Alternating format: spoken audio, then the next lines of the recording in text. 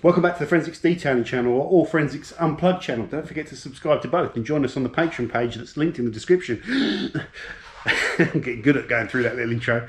Today is a sad day because I'm selling the M140. It's sold and it's going off to pastures new. And I'm just taking, it's been a busy day, but I'm just going to take half an hour out of my day to walk around this car in the garage, and I thought I'd fire up the camera as well and just take the car in for one last time, you know, have a look at it. Some of you guys are going to be thinking, Jesus, this bloke's an absolute idiot. But this car has been really special for me. First off, it's one of the most expensive cars I've ever owned, I think. Yeah, it's up there. You know, this is a sort of limit of what I can afford to buy. You know, a 20 to 25 grand car. That's kind of my absolute limit. The car has been incredible. Let me just, when I do the talking so you can see it in the background. The car has been incredible.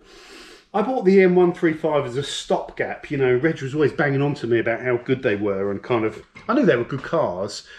And one opportunity to get one for a good price came up, the blue one, the manual 135, and I took it. And I thought, I'm just going to have that for 6 months and I'll punch it onto someone else, you know, enjoy it. And I owned it for a lot longer and thought, yeah, it's really fun. That's really impressed me, actually. Enough that I kind of upgraded it to a 140 because I thought the facelift on the front made the car look better, and I wanted to try the automatic as well. And I've kept this car for 2.5 years, which I never do. Because of one simple fact, I kept asking myself the question, what would you get instead for the money that's better than this? They're quite low key, so it's not going to, you know, you can pull up into Sainsbury's car park and it's low key. It's not going to attract attention, or it's not going to get keyed, or, you know what I mean? If you're in a Porsche or something, people take offence to it, and it's too much of an occasion almost to drive a really expensive car around. So it's kind of like low key, which I kind of like. But even though it's low key in a hot hatch, it has just a nice look to it. And I'll overlay the shots I took with the camera. Got the old nifty 50 out and took some pictures, which really I don't know much about cameras, but the nifty 50 creates like the contrast between the focal point and the blurry bit in the background. Really sharp, looks good. And you just take some photos, find a nice angle of the car, and it just, you can see the lines on the car are amazing. It's got nice bulges in the right places, and it's just a good looking hatch in my opinion. You know, you get used to, beauty is in the eye of the beholder with cars, isn't it? When you own a car, you start seeing its beauty and appreciating its lines more. But I think this is a great looking hatchback as well. I also think it's a future classic. Why? Because how many 6-cylinder, what's it, 350 brake horsepower hatchbacks are there out there? None, apart from this. It's got so much power that goes to the kind of rear axle that it makes it quite unusual. It makes it a handful. It makes it exciting. When you really floor it, you know, it pushes you back in the seat, and the power, it's quite addictive. But as well as that, the car, the handling on the car, like my friend Mark Cupp says, who's really, check out his channel, he's always describing the cars in a really good way, beyond just the superficial, the important things about the car. The handling on this car is good, okay, like the turning, the going around corners and stuff like that. What isn't good about this car is the diff and the way the rear end of the car feels when you're kind of you're going onto the gas, but you're in a corner still. It kind of moves around a little bit because of that diff. That's the weakness of the car, but it's not an M car. So if you're expecting the poise of an M car, you know, and that sort of the full M car package, you're not going to get it. But if, you know, so if you're like into drifting and stuff like that, you're not going to like this car as it is stock, because it's not going to behave quite like other M cars or rear-wheel drive saloons with lots of power. But that doesn't mean to say it's bad. You can still corner very quickly in this car, but you've got to corner properly. You know, it's not a car to mess around with if you're into messing around with cars, if you know what I mean. So some people don't like it, I think, because Some people don't like it because they get beaten off the lights by four-wheel drive cars or front-wheel drive cars or anything that can put itself, four-wheel drive cars that can put their power down. So if you're one of those, fair enough. I would suggest to you that's not as important as you think. And the other people that might not like it are people that want more stability in the wet and stuff like that, or don't like that floaty feeling from the back of the car. Sometimes to get that floaty feeling you have to really be going some though as well. Those are the main weaknesses about the car that I've talked about a lot. When you're at full kilter with it on the road, you can have a bit of uneven camber on the road, a bit of grease on the road, a little bit of dampness or something like that, and the back end can kick out on this quickly and catch you out. A lot of these cars get written off. If you look on the older, you know, salvage auction sites, there's always about 5 or 6 of these up for sale where someone's lost it.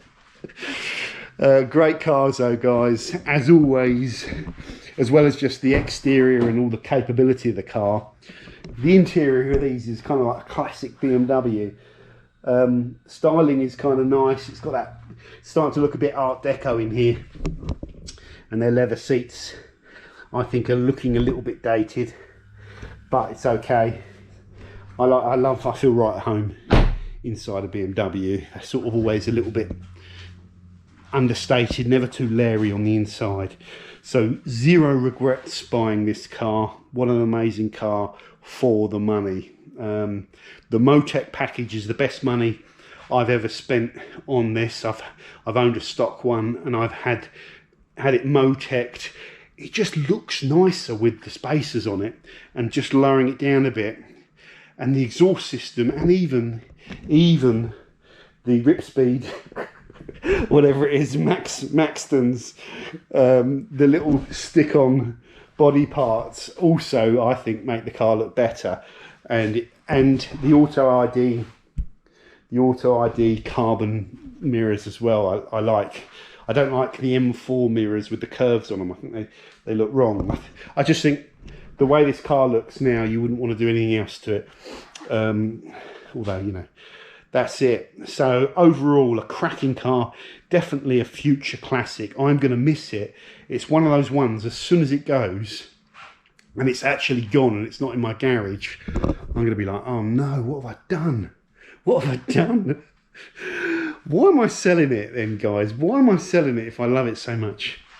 Ever since I bought the Club Sport, the 330 Ci, the battered thing that has literally 500 faults on it, you know, more faults on it than my missus.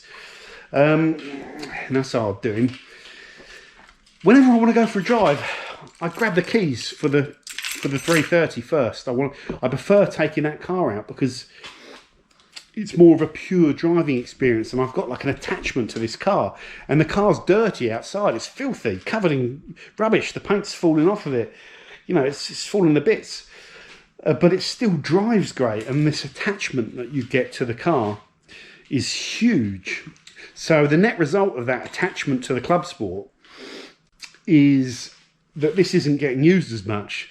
And then it gets to the stage where I clean this car and I get it all looking immaculate, you know, and it's all nice. I don't want to take it out. And when you get to that stage where you don't want to drive it because it's all tidy and you've got a dirty one out there that you don't mind, and you just jump in that and rag it around, you sort of think, well, why? What's the point of having it? And that's really why I'm getting rid of it. So I can sell it, put the money in the bank, and then just maybe see what comes up on the market, you know, in the next year. And get something different as well. 2.5 years, it's time to try something else perhaps. And I've got a few cars in mind, although I am addicted. I'm addicted to old BMWs. I love old BMWs. You know, E39s, E34s, E30s. Well, I ain't going to get one of those. E36s. E46s I love as well. Now those you can get cheap. So I'll probably get something, I don't know, I've got to balance it up so it complements the Club Sport. I've talked enough about what I'm going to get next, and you guys have given me loads of good ideas. Could I go away from BMW possibly to another classic? Possibly, I think it'd have to be rear-wheel drive. It'd have to be rear-wheel drive. I quite like the old Honda Integra, the Type R DC5s, you know. They're quite nice. One in black, although they're hard to get hold of. Finding one that's not been decimated. Quite like those, although I'm a bit old for those now. Getting a bit old. It's something half respectable, maybe not, who cares. What else? It's all the cars of my generation, you know.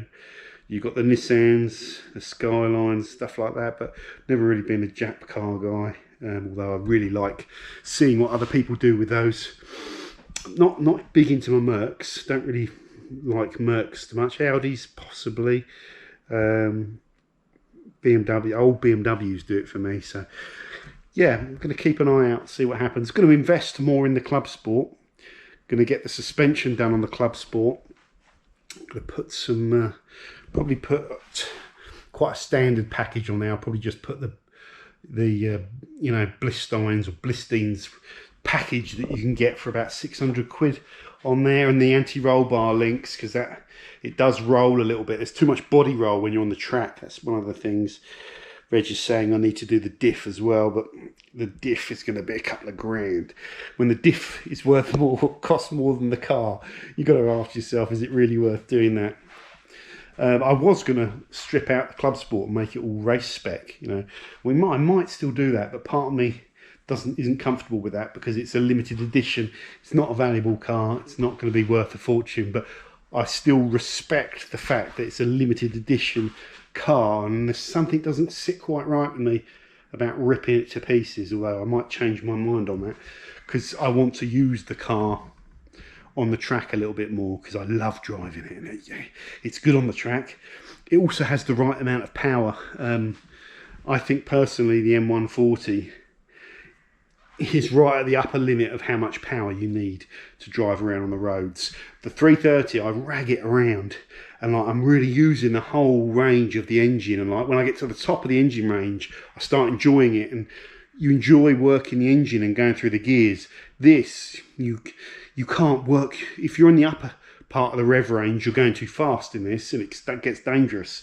You know, the acceleration is nice, the power is nice, but I think this car is probably too fast for the roads, and like the way they're going with all the new cars, there's an arms race, isn't there, of which ones can do 0 to 60 the quickest, because, you know, the runway, we're in the era of the YouTube runway review, rather than what the cars are like. It's an arms race to see how quickly they can go, which I'm not really interested in playing that game, but if you are, then you're in luck, because the cars are all gonna be trying to win that 0 to 60 battle, aren't they?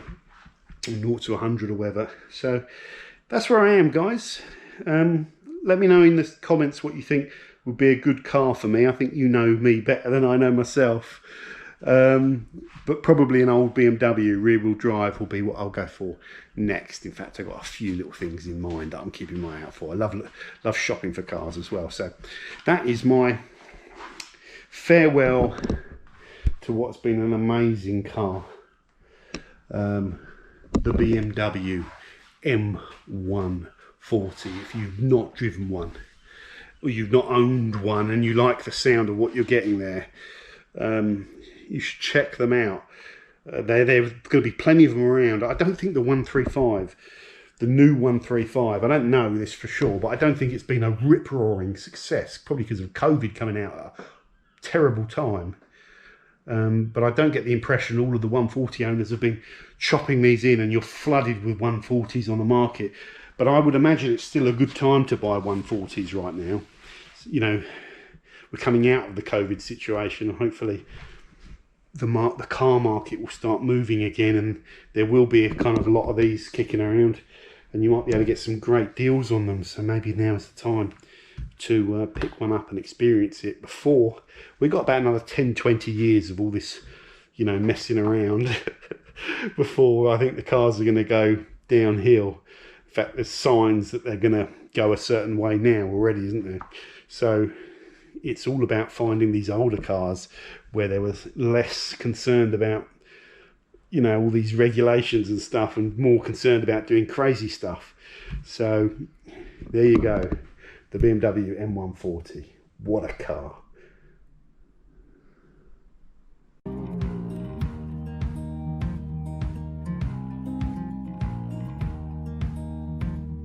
Holding on to what I knew, but the moment's gone. Where was I when